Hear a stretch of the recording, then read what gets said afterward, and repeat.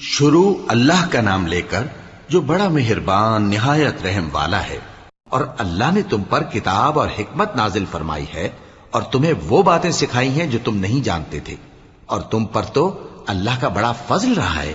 इन लोगों की बहुत सी सरगोशियां अच्छी नहीं। हां, उस शख्स की सरगोशी अच्छी हो सकती है जो खैरात या नेक बात या लोगों में सुलह करने को कहे, और जो ऐसे काम अल्लाह की खुशनुदी हासिल करने के लिए करेगा तो हम उसको बड़ा सवाब देंगे।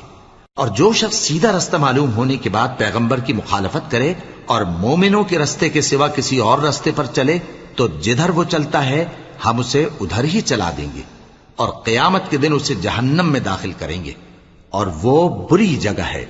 अल्लाह इस गुनाह को नहीं बख्शेगा कि किसी को उसका शरीक बनाया जाए, और इसके सिवा और गुनाह जिसको चाहेगा बख्श देगा।